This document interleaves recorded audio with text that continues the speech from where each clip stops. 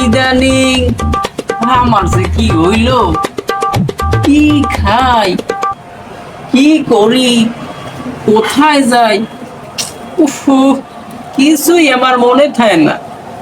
কি যে আমার ইদানিং হইল, আমি তো নিজে কিছুই কইতে পারি না।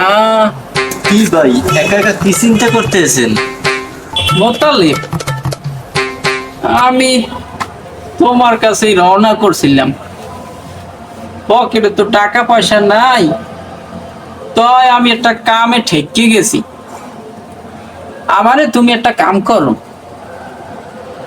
আমারে 2000 টাকা তুমি হাওলাত দাও, বলছো মাত্র 2000 টাকা দাও। আমি এবার এই কয়দিন পরে আমি তোমার ওই 2000 টাকা দিয়ে দিব, মানে সুদে আসলেই ফেরত দিয়ে দিব, মানে 2000 টাকা যাও। ভাই, আপনার 2000 টাকা লাগতো এরকম সময়? আচ্ছা, আমি দেখতে এসি। এই নেন, 2000ই আছে।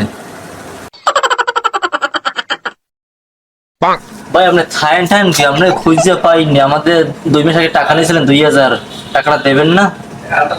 তুমি কে? তোমাকে তো আমি চিনি না, আমার কাছে তুমি টাকা পাইবা? ও না, কিছুই তো মনে নাই।